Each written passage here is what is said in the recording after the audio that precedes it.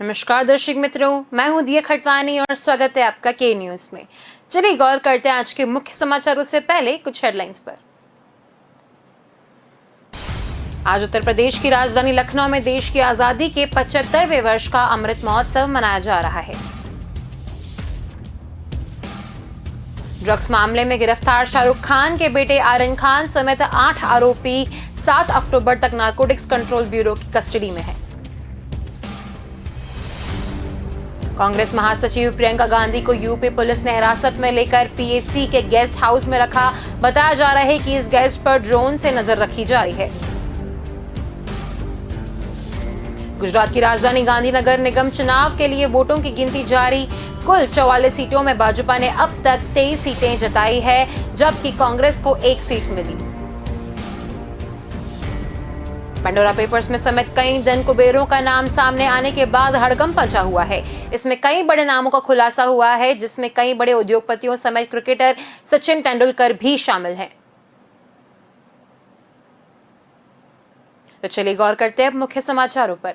आज उत्तर प्रदेश की राजधानी लखनऊ में देश की आजादी के 75वें वर्ष का अमृत महोत्सव मनाया जा रहा है। पीएम मोदी ने कहा, लखनऊ आता हूं तो अवध के इस क्षेत्र का इतिहास, मलिहाबाद के दशहरी आम जैसी बोली, खान पान, आर्ट सब कुछ सामने दिखने लग जाता है। अच्छा लगा कि 3 दिन लखनऊ में न्यू अर्बन इंडिया यानी शहरों के नए स्वरूप पर देश भर के एक्सपर्ट मंथन करने वाले हैं। जहां जो प्रदर्शनी लगी है वो आजादी के अमृत महोत्सव में 75वें साल की उपलब्धियां और देश के संकल्पों को भलीभांति प्रदर्शित करती है। पीएम ने कार्यक्रम में आवास योजना के 5 लाभार्थियों से संवाद किया। इसकी शुरुआत आगरा की विमलेश से किया गया है। उन्होंने पूछा, अब तो पक्के घर में दिवाली मिलेगी? विमलेश ने हाँ में जवाब दिया। इसके बाद कानपुर की राम जानकी पाल और ललितपुर की बबीता से भी बात की। इसमें पहले सीएम योगी ने कहा, आजादी के बाद आवास का सपना था, यह सपना 2014 के बाद सरकार होता दिख रहा है। यूपी में 42 लाख परिवारों को आवास मिला है। शहरीकरण यूपी के लिए बहुत जरूरी है और शहरी विकास तेजी से बढ़ रहा है। केंद्रीय मंत्री हरदीप सिंह पुरी ने कहा, योगी के मुख्यमंत्री बनने से पहले जून 2015 के बाद 20 महीने के उधर में केवल 20,000 आवास बन पाए थे। योगी के मुख्यमंत्री बनने के बाद 20 महीनों के भीतर यह आंकड़ा 20 लाख में बदल गया है। ड्रग्स मामले में गिरफ्तार शाहरुख खान के बेटे आर्यन खान समेत 8 आरोपियों 7 अक्टूबर तक नारकोटिक्स कंट्रोल ब्यूरो की कस्टडी में रखा गया है। ऐसे वक्त में शाहरुख खान को इंडस्ट्री का सपोर्ट मिल रहा है। फिल्म इंडस्ट्री की एक्ट्रेस काजोल, रानी मुखर्जी, दीपिका पादुकोण और अनुष्का शर्मा ने शाहरुख खान से फोन पर बात की। इससे पहले जिस दिन आर्यन गिरफ्तार हुए थे, उस शाम सलमान खान शाहरुख खान से मिलने मन्नत पहुंचे थे। अब दिल्ली के 4 लोगों को लेकर मंगलवार को दिल्ली एनसीबी टीम मुंबई समेत एनसीबी के ऑफिस पहुंची है। माना जा रहा है कि ये सभी गिरफ्तार हैं। हालांकि एनसीबी की ओर से अभी तक इसकी पुष्टि नहीं की गई है। अब तक सिर्फ 11 लोगों की गिरफ्तारी की पुष्टि हुई है। इनमें आर्यन समेत 8 क्रूज से, अरबाज मर्चेंट का दोस्त श्रेयस, एक शख्स जोगेश्वरी से और एक उड़ीसा से गिरफ्तार हुए हैं। ड्रग्स पार्टी मामले में एनसीबी ने एक पेडलर और श्रेयस को भी गिरफ्तार किया है। इन दोनों पर रेव पार्टी के लिए ड्रग्स मुहैया करवाने का आरोप है। श्रेयस अरबाज का बहुत अच्छा दोस्त बताया जा रहा है और उसके पास काफी ड्रग्स बरामद हुए हैं। आज इन दोनों को आर्यन, अरबाज और मुनमुन समेत 8 आरोपियों के सामने बैठाकर पूछताछ की जाने की संभावना है। इसी मामले में एनसीबी कुछ और जगहों पर रेड भी कर सकती है। कांग्रेस महासचिव प्रियंका गांधी को यूपी पुलिस ने हिरासत में लेकर पीएसी के गेस्ट हाउस में रखा है। बताया जा रहा है कि इस गेस्ट पर ड्रोन से नजर रखी जा रही है। इससे नाराज कांग्रेस कार्यकर्ताओं ने हंगामा शुरू कर दिया है। उन्होंने गेस्ट हाउस के बाहर बैरिकेड्स तोड़ दिए हैं और नारेबाजी कर रहे हैं। वहीं प्रियंका ने सोशल मीडिया पर प्रधानमंत्री नरेंद्र मोदी से सवाल किया है। उन्होंने किसानों को जीप से कुचलने का वीडियो शेयर करते हुए पूछा है, आप आजादी का अमृत उत्सव मनाने लखनऊ आए हैं।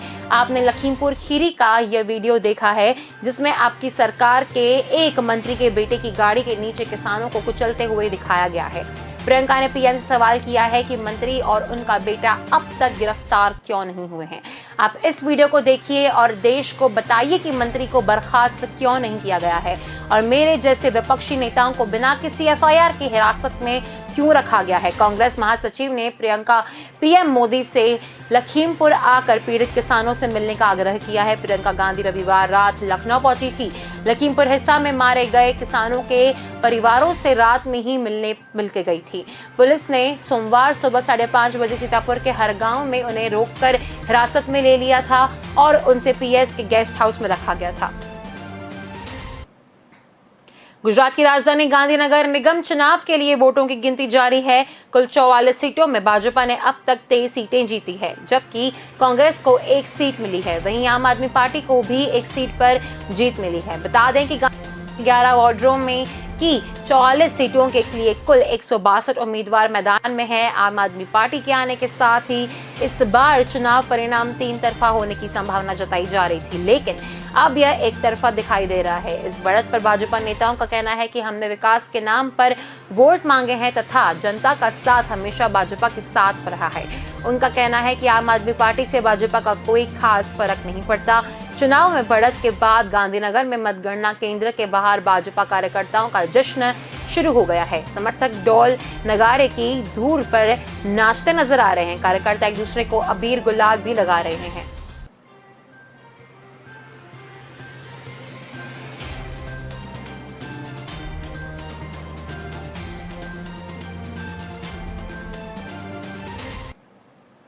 पंडोरा पेपर्स में समेत कई धन कुबेरों का नाम सामने आने के बाद हड़कंप मचा हुआ है। इसमें कई बड़े नामों का खुलासा हुआ है, जिसमें कई बड़े उद्योगपतियों समेत क्रिकेटर सचिन तेंदुलकर भी शामिल है। सरकार ने इसकी जांच करने का फैसला लिया है। इस खुलासे में जितने भी भारतीयों के नाम अब तक सामने आए हैं, उन सभी की जांच की जा रही है। इस जांच की जिम्मेदारी एक नहीं बल्कि कई एजेंसियां मिलकर करेंगी। इस मल्टी एजेंसी ग्रुप के अध्यक्ष सीबीटी की चेयरमैन होंगे। इस ग्रुप में आयकर विभाग, प्रवर्तन निदेशालय, भारतीय रिजर्व बैंक और वित्तीय खुफिया इकाई शामिल होंगे। भारत सरकार विदेशों में भारतीयों द्वारा खोली गई कंपनियों की जानकारी के लिए भी उन देशों के संपर्क करेंगे जिनके बारे में अब तक जानकारी सामने आ चुकी है। इसके मुताबिक रिलायंस एडीए ग्रुप के चेयरमैन अनिल अंबानी के विदेशों में करीब 18 कंपनियां होने की भी बात सामने आई है। इनमें से 7 ने $1.3 अरब का कर्जा लेकर। हालांकि इन कंपनियों को नेटवर्थ 0 है। वहीं इस मामले में उनके वकील का कहना है कि अनिल अंबानी की कंपनियां पूरी दुनिया में कारोबार करती हैं और नियमों के मुताबिक कई देशों में उनकी कंपनियां मौजूद है। इसकी जानकारी आयकर विभाग को भी दी गई है। इस बात का खुलासा international consortium of investigative journalist ने किया है।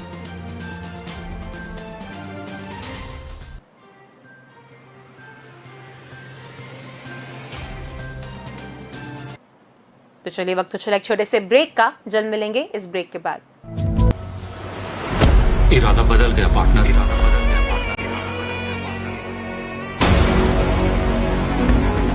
अब ये मेरा।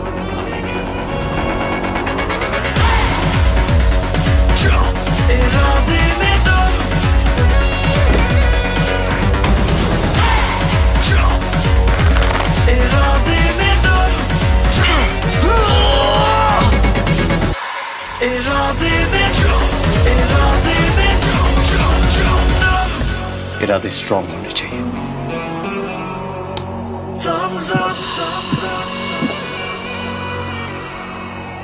तू नहीं समझेगा। जसप्रीत अच्छा कर रहा है ना? हाँ ठीक है। फास्ट बॉलर बन जाएगा ना? मैडम इसका रनअप इतना छोटा है ना, फास्ट बॉलर बनना बहुत मुश्किल है। जो बोले तू रफ्तार नहीं पकड़ पाएगा सर, उसको पलट दे। तेरा नन्हा सा रनअप बीच में आएगा। जिसने भी कहा है तूने गलत रास्ता चुना है, तेरा हंसता हुआ चेहरा मुन्ना तेरी खुद की किल्ली उड़ाएगा। तू किसे डराएगा? जब एक यॉर्कर में सबकी पकड़ पलटती।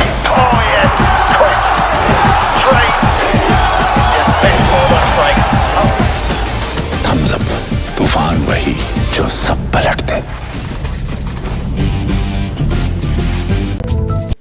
Welcome back. चलिए गौर करते हैं आगे के समाचारों पर। लखीमपुर हिंसा के मामले में लगातार अपडेट आ रहा है। अब खबर है कि पंजाब के मुख्यमंत्री चरणजीत सिंह चन्नी उत्तर प्रदेश के लखीमपुर घटना के संदर्भ में गृह मंत्री अमित शाह से आज शाम 6 बजे मुलाकात कर सकते हैं। सूत्रों के हवाले से यह जानकारी सामने आई है। मुख्यमंत्री बीते दिन पंजाब के राज्यपाल और चंडीगढ़ के प्रशासक बनवारी लाल पुरोहित से मिले थे। इस दौरान उन्होंने लखीमपुर के पीड़ितों के लिए न्याय और 3 कृषि कानूनों को तत्काल निरस्त कर दिया था। आवश्यकता के लिए एक विस्तृत ज्ञापन सौंपा था। इसकी एक प्रति प्रधानमंत्री नरेंद्र मोदी को भी भेजी गई थी। इससे पहले चन्नी से 2 अक्टूबर को प्रधानमंत्री मोदी से मुलाकात की थी और मुख्यमंत्री के रूप में कार्यभार संभालने के बाद अपनी पहली यात्रा को शिष्टाचार भेंट बताया था। संयुक्त राष्ट्र में भारत ने एक बार फिर से पाकिस्तान को जमकर लताड़ लगाई है। राइट टू रिप्लाई अधिकार का इस्तेमाल करते हुए संयुक्त राष्ट्र में भारत के साथ स्थायी मिशन के काउंसलर इमरान के पाकिस्तान को करारा जवाब दिया था। उन्होंने पाकिस्तानी प्रतिनिधि से कहा कि आप यहां शांति और सुरक्षा की बात कर रहे हैं और आपके प्रधानमंत्री इमरान खान उसामा बिन लादेन और वैश्विक जैसे आतंकवादी को शहीदों के रूप में महिमानंदित कर रहे हैं। भारत की पहले समिति पर जनरल डिबेट में अमरनाथ ने कहा कि संयुक्त राष्ट्र के सिद्धांतों की परवाह किए बिना वैश्विक आतंकवाद के केंद्र के रूप में पाकिस्तान बार बार अपने पड़ोसियों के खिलाफ सीमा पार आतंकवाद में शामिल है। पाकिस्तानी बहुपक्षीय मंचों पर झूठ फैलाने का बेताब प्रयास सामूहिक अवमानना का पत्र है। इससे पहले भी पाकिस्तान को भारत ने आईना दिखाया था। संयुक्त राष्ट्र में भारत की प्रथम सचिव स्नेहा दुबे ने पाकिस्तान को करारा जवाब देते हुए कहा था कि पाकिस्तान में आम लोगों और अल्पसंख्यकों और बर्बरता जारी है, लेकिन वे भारत के खिलाफ गलत बयान दे रहे हैं। बिहार की अलग अलग जेलों में बंद पुराने मानियों का खर्चा भी बिहार सरकार उठाता है। राज्य में करीब आधा दर्जन ऐसे नेता हैं जो कभी बिहार विधानसभा के सदस्य थे लेकिन अब जेलों में बंद हैं। ये भ्रष्टाचार से लेकर रेप और हत्या तक के मामलों में जेल में है। इनमें से कई पर आरोप है कि और कई सजा भी काट रहे हैं तो कुछ जमानत पर जेल से बाहर हैं। इन पूर्व विधायकों पर सरकार सालाना करोड़ रुपए खर्चा करती है। चारा घंटों घोटाला में सजा पाने वाले लालू प्रसाद, पूर्व सांसद जगदीश शर्मा, मर्डर केस में सजा काट रहे पूर्व सांसद प्रभुनाथ सिंह, आनंद मोहन, विजय कृष्ण और रेप केस में जेल में बंद राजवल्लभ यादव को सरकार हर महीने पेंशन दे रही है। कुल मिलाकर दागियों को हर महीने 54.72 लाख रुपए का भुगतान पेंशन के तौर पर किया जा रहा है।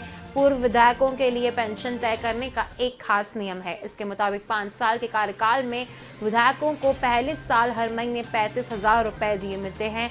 इसके बाद हर साल 3-3 हजार रुपए जुड़ते जाते हैं। मतलब ये है कि जो जितने साल विधायक रहेंगे उनकी पेंशन उतनी ही बढ़ती जाएगी। यही वजह है कि जगदीश शर्मा को 1.25 लाख रुपए पेंशन मिलती है।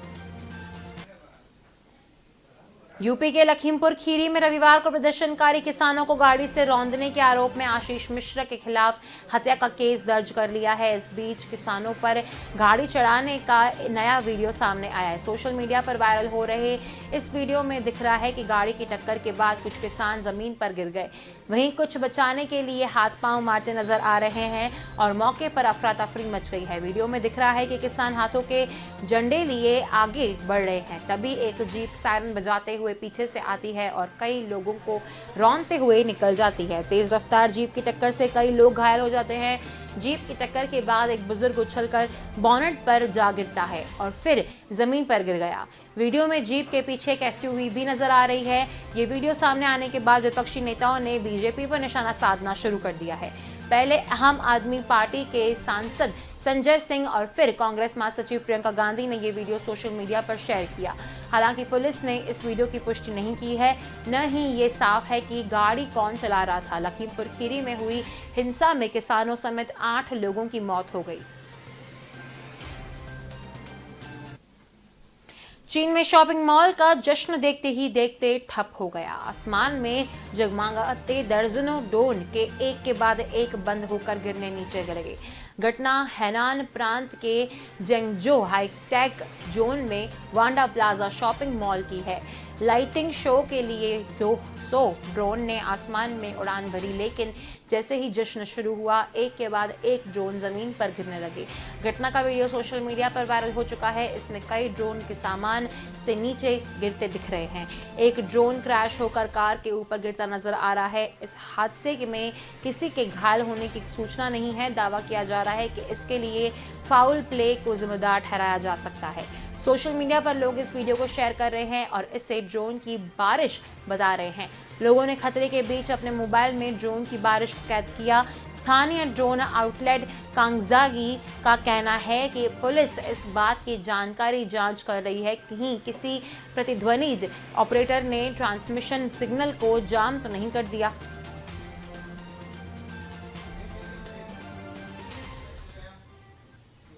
तो चलिए वक्त हो चला एक छोटे से ब्रेक का। जल्द मिलेंगे इस ब्रेक के बाद।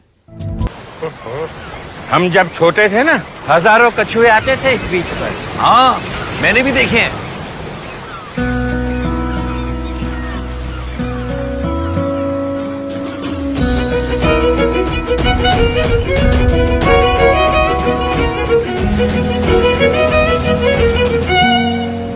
क्या कर रहे हो बेटा? कछुओं के लिए जगह बना रही हूँ ताकि वो दोबारा वापस आ सके।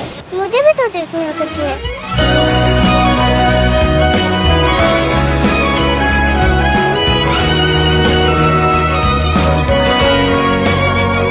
अगर कल को बदलना है तो पहले खुद को बदलना पड़ेगा। सर्फ एक्सेल में हमने भी की है एक शुरुआत खुद को बदलने की। Surf Excel Matic liquid 100% eco friendly actives के साथ मुश्किल दाग निकाले और पर्यावरण का भी रखें ख्याल।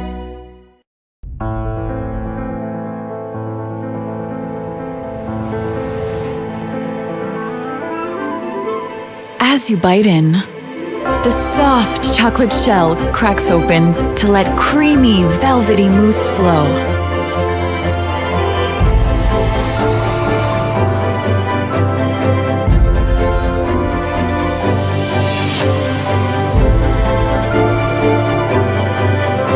New Fabel Soft Centers. Little pieces of magic. Welcome back. चलिए गौर करते हैं आगे के समाचारों पर। कोरोना रोधी वैक्सीन फाइजर बायोटेक्निक की वैक्सीन टीकाकरण के 6 महीने बाद सिर्फ 47% ही प्रभावकारी रहेगी। बूस्टर शॉट्स की आवश्यकता पर निर्णय लेते समय यूएस स्वास्थ्य एजेंसियों ने यह बात कही है। उन्होंने कहा कि एक अध्ययन में पता चला है कि वैक्सीन का असर टीकाकरण के बाद 6 महीने में कम हो गया। इससे मुताबिक कोरोना संक्रमण से बचाते में 88% तक असरदार फाइजर बायोएनटेक की वैक्सीन टीकाकरण के 6 महीने बाद सिर्फ 47% की असरदार रहेगी। इस तरह डेल्टा वेरिएंट की चपेट में आने का जोखिम बढ़ जाएगा। विश्लेषण में पाया गया है कि टीके की प्रभाविता 6 महीने तक 90% रही। इस दौरान वैक्सीन की वजह से कोविड मरीजों को गंभीर स्थिति के जोखिम को कम करने में मदद मिली। इसके साथ ही कोरोना को अत्यधिक संक्रामक डेल्टा वेरिएंट से भी बचाव मिलेगा। समय के साथ वैक्सीन का असर कम होने की वजह से उसके प्रभावकारिता में यह कम देखी गई है, दर्ज की गई है, न कि अत्यधिक संक्रामक वेरिएंट की वजह से। डेल्टा वेरिएंट के खिलाफ फाइजर वैक्सीन टीकाकरण के 1 महीने तक 93% तक असरदार है। 4 महीने में कम होकर इसका असर 53% हो जाएगा, जबकि अन्य वेरिएंट के खिलाफ इसकी प्रभावकारिता 97% से घटकर 47% रहेगी।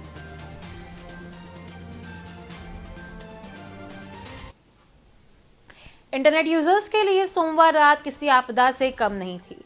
इस रात वही हुआ जिसकी कल्पना उन्होंने सपने में भी नहीं की होगी। फेसबुक, इंस्टाग्राम और व्हाट्सएप अचानक से डाउन हो गए। न तो मैसेज आ रहे थे और ना ही भेजे जा सकते थे। 6 घंटे तक तीनों सोशल साइट्स ठप रही थी। लेकिन ऐसा क्यों हो गया? इसकी तीनों सोशल मीडिया एक साथ डाउन हो गई। इसका पता हर कोई लगाना चाह रहा है। ऐसे में इन सोशल साइट्स के डाउन होने की असल वजह सामने आई। जैसे ही फेसबुक, इंस्टाग्राम और व्हाट्सएप डाउन हुआ, दुनिया भर के तकनीकी विशेषज्ञ इस तरह के ग्लोबल आउटलेट्स का पता लगा रहे थे। एक साइबर क्राइम स्पेशलिस्ट का कहना है कि बॉर्डर गेटवे प्रोटोकॉल में गड़बड़ी के कारण फेसबुक के तीनों ऐप डाउन हो गए। दरअसल यह बीजीपी ही है जिसके कारण इंटरनेट काम कर पाता है। ये बहुत से नेटवर्क को जोड़े रखने का काम करता है। इस प्रोटोकॉल के तहत ही कई कंपनियां बता पाती हैं कि वो भी इंटरनेट पर हैं, लेकिन फेसबुक से गड़बड़ी हुई और वह बीजेपी को यह बता ही नहीं पाया कि वह भी इंटरनेट पर है। पंजाब के मुख्यमंत्री चरणजीत सिंह चन्नी का जयपुर दौरा रद्द हो गया है। स्वास्थ्य कारणों का हवाला देते हुए चन्नी के दौरे रद्द हो गए हैं। इसके पीछे सियासी वजह को मुख्य कारण बताया जा रहा है कि लखीमपुर खीरी की घटना को देखते हुए पंजाब सीएम का दौरा रद्द हुआ है। चरणजीत सिंह चन्नी का 11 बजे जयपुर पहुंचने का कार्यक्रम था। चन्नी करीब 3.25 घंटे जयपुर रुकने वाले थे।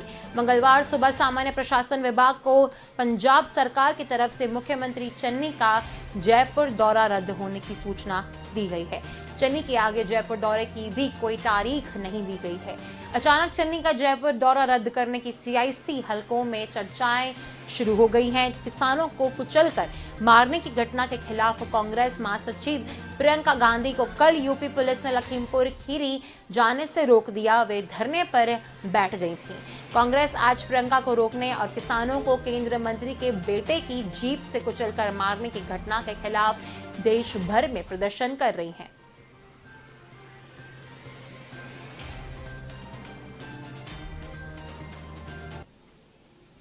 हफ्ते के दूसरे दिन बाजार की कमजोर शुरुआत हुई। सेंसेक्स 59,320 और निफ्टी 17,661 पर खुला।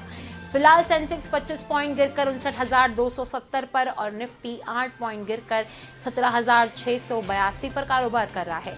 सेंसेक्स के 30 शेयर में से 16 शेयर्स कमजोरी के साथ और 14 शेयर्स बढ़त के साथ कारोबार कर रहे हैं, जिसमें डॉक्टर रेड्डीज और सन फार्मा के शेयर 1% की कमजोरी के साथ ट्रेड कर रहे हैं। वहीं भारतीय एयरलाइन एशियन पेंट्स के शेयर में 1% के साथ तेजी आई है। रियल्टी और फार्मा शेयर्स पर दबाव देखने को मिल रहा है। NSE पर रियल्टी और फार्मा इंडेक्स 1% से ज्यादा की कमजोरी के साथ कारोबार करते दिख रहे हैं।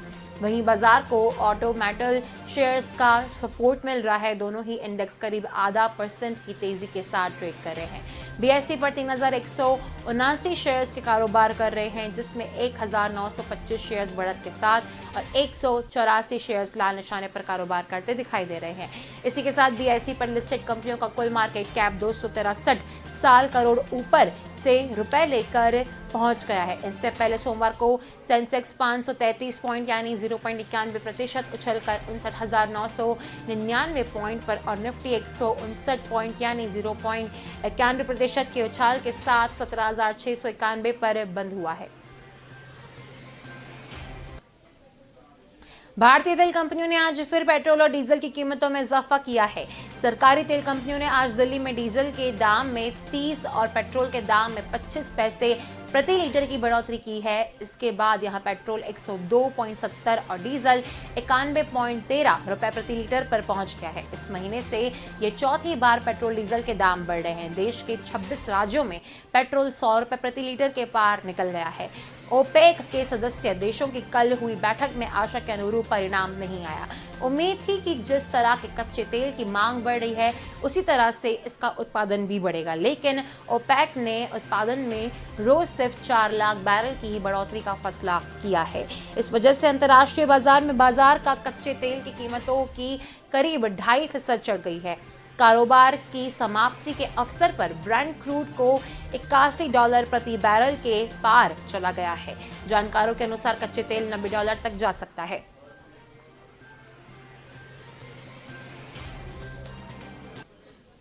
तो अभी के समाचारों में बस इतना ही। अधिक जानकारी के लिए देखते रहिए के न्यूज़। नमस्कार।